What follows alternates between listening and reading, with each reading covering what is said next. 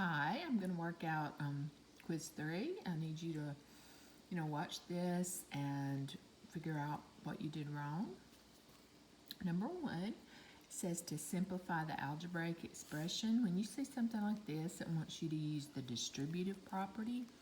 You're going to distribute -4, which means you are multiplying both of these terms by -4. So we have -4 times positive 3x. A negative times a positive is a negative. So that's a -12x. Then you're multiplying or distributing -4 times -5. A negative times a negative is a positive. Many of you still do not have these rules memorized and you missed your signs on almost every single problem. I suggest that you write the rules several times. I wrote them on the board for you to copy down. They're in your book. Write them down several times, have them memorized so that on the next test you'll be able to use them correctly. Number 2 is just multiplying -6 times 15. Again, if it's multiplication and the signs are different, the answer is always negative. Number 3, simplify. And we're going to simplify by combining like terms. And if you know how to add and subtract integers, add and subtract sign numbers, that's all we're doing here. We have 4y squared and -6y squared. Those are like terms. Like terms have to have the same exact variable to the same exact power. And once you have that, these are considered like terms. This is a positive and a negative. You are combining or adding and subtracting, and the signs are different. What's the rule? Take the difference, so you subtract, and take the sign of the largest. Here, signs are different, so you subtract and take the sign of the largest. Remember, when you're combining like terms, this is like, 4 yaks and 7 yaks, you still have 3 yaks. This doesn't change at all. Your variable doesn't. Okay, number 4,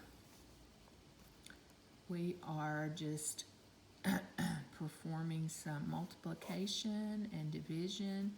And even down here on the bottom, we're going to do some adding and subtracting. So on top, we have negative times a positive. Answer's always negative. Positive times a positive. Down on the bottom, if you see these negatives together, that is a positive. So you have a -5 plus 1. Signs are different. Subtract and take the sign of the largest. And this will be a positive 28. Signs are different, so you subtract and put the sign of the largest. I can say this 100 times, but unless you memorize these rules, you're not going to go far in algebra. So you've got to take time to memorize the rules. If you're multiplying and dividing and your signs are different, your answer is always negative. If you're adding and subtracting and your signs are different, you subtract every single time, take the sign of the largest. Number 5, this one, you decide whether the statement is associative, commutative, distributive, distributive, identity, or inverse. This was just like your review sheet. In fact, this whole test was just like the review sheet. So I was surprised that some of you, didn't do as well as you should have. If you didn't understand the review sheet or didn't get them right, you should have gotten help before the test. But anyway, this is commutative. The numbers have changed places. That's how you know if it's commutative or not. Number 6, find the quotient. This is just a matter of dividing. You can divide or reduce both of these by 10 to start with, and you get -18 over -6. When you're multiplying or dividing and your signs are the same, your answer is always positive. The signs are the same, the answer's always positive.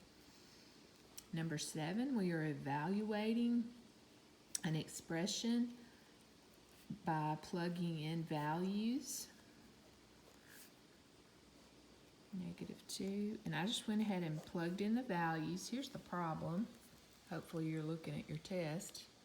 Here's the problem. This is the expression, and I just plugged these values in for x, for y, and for p. Now we have to work this out. Positive times a negative. Signs are different. The answer's always negative. Signs are the same, and you're multiplying. The answer's always positive. Signs are different. Your answer's negative. To combine these two together, this would be a -9. Signs are different, so you subtract and take the sign of the largest. And -16 times -9. You're multiplying. Signs are the same, so your answer is positive. Number 8. It says to use the distributive property. Worked one of these in class right before the test. You're distributing -1/9. So -1/9 is getting multiplied by 54y, and -1/9 is being multiplied by 8. Just cross out before you work it. Signs are different, so your answer's negative. Signs are different, so your answer's negative. And that's your answer, -6y minus 8/9. Nothing crosses out here, so you just multiply straight across. That's number 8. Number 9. We are multiplying fractions on number 9. Nothing will cross out. There's no common factors. You just use the rules of multiplication. Signs are the same, so your answer is positive, and that's your answer. Number 10. So in number 10, you have to distribute here. First thing, distributing is the same as multiplying. So we can't subtract or add or anything else until we've distributed. So a negative times a positive is a negative. A negative times a negative is a positive. You can only combine like terms, which is the 2x and the 4x. They're both positive. Signs are the same, so you add and keep the sign. Number 11.